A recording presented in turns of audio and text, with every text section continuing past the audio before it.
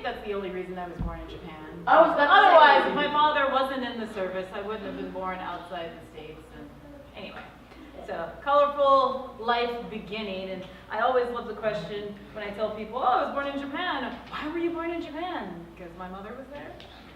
Exactly. Nothing any deeper, but that's the real reason why my father was stationed there. So without further ado, since it is Veterans Day, the theme is attitude of gratitude.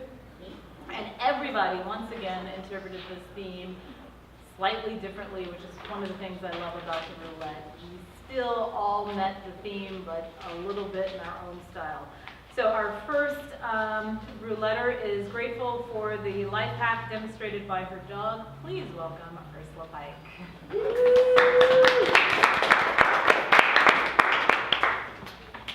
Thanks, I never did first. After all this time. All right, this is called Not a Dog Person. Hercules had been missing all day. My boyfriend Ken assured me this was normal for a country dog. No fences, no leash. Hercules ran free in this eastern wooded edge of Mississippi that was almost Alabama. I saw the worry in Ken's eyes. He had lost a dog or two, sometimes never finding them, and sometimes finding them but wishing he hadn't. The uneaten bowl of dog food made me realize something was wrong. That dog never missed me. Hercules, we both called out, walking slowly away from the house, watching the shadows of trees become darkness. The yelp came from under the house. It wasn't the usual forlorn cry that gave away the blue-tick coonhound in his lineage. There's something wrong with him. He won't move, Ken said as he crouched near the sound and lit up the underside of the house with his flashlight. The glassy reflection of Hercules' eyes looked like hope. The old dog trot house we lived in sat 3 feet off the ground, just enough room for Ken to crawl around the exposed pipes to where Hercules was laying. There was blood and something was wrong with the dog's leg. We're gonna have to put him down, Ken said, almost crying. We earned just enough to pay the electric bill on the day it was due. Putting a dog down would involve a gun. I am not a dog person. I am not a cat person. Truth be told, I am barely a person. But Ken was an everything person, and I knew that would break his heart. Let's get Luke to look at him first. I put my hand on Ken's arm. Luke was not my favorite friend of Ken's. He was a charming devil who bragged about parties where girls drank too much and passed out in his bed. Still, Luke was a nurse, and it was now completely dark. Luke's new wife and I waited inside as the men pulled the dog out from under the house. I was 1 month pregnant, but she didn't know that. I didn't want to share my secret with this stranger. At 35, my chances of having a miscarriage in the first 3 months were high. And although this was the 21st century, we were still in the Bible Belt, where an unwed mother was fair game for judgment. She eyed the bottles of ginger ale on the counter that I sipped to calm the morning sickness and smiled at me. I swallowed the nausea that floated in the back of my throat. They set Hercules on the kitchen table, and his rear right leg looked like a shark had bitten it. Animal trap. Luke pointed to the clean lines of the cut. Luke thought a trapper must have found Hercules caught in one of his traps and let him go. You're lucky he didn't shoot him in the woods. He carefully wrapped the wound up and gave the dog the strongest pain meds he had. I thanked him. The connections between people out here were complicated.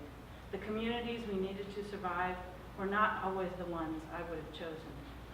We made a bed of blankets and put water as close as possible to Herc's face, then tried to sleep. The vet was unfazed when we brought Hercules in the next morning. Okay, we'll call you when it's done, the plump receptionist said. Ken and I stood in the gravel parking lot and hugged each other.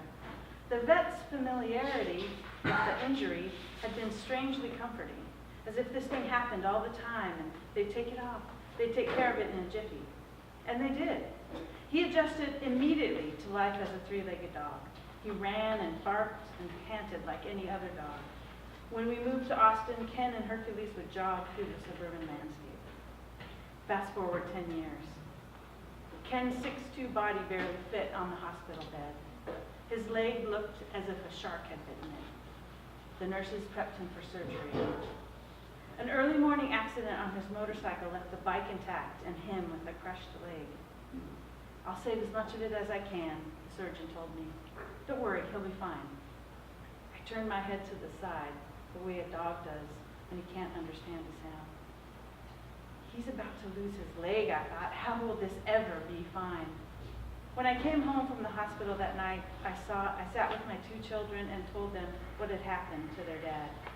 Children weren't allowed in intensive care, and all I could show them were blurry pictures on my phone of him in a hospital bed. We held each other and cried. Did anyone feed the dog? I asked, switching back into mother mode after eating the casserole that a coworker had cooked. The kids and I looked at Hercules, standing there wagging his tail. For 10 years he had lived with us, ran at the park, barked at strangers. Once he even was caught by animal control and we had to rescue him from the pound. To my children, 3 legs were normal for dogs. Hercules taught us that a life lived with 1 less appendage was still a meaningful life. Maybe Ken would be okay too. And he was. The surgeon saved most of his upper leg, enough so that within a few months he learned to walk with a prosthetic leg. There have been challenges and setbacks for Ken and for us as a family. I've discovered that way too many poets casually misuse phantom limb pain as a metaphor for loss, when it's an actual medical condition requiring frequent trips to the H-E-B pharmacy. Nevertheless, we discovered a whole community of amps, as Ken calls his friends. They go fishing, they play wheelchair basketball, they go to college, they date, they have children, grandchildren, and live life fine. I am not a dog person, but that dog helped this person.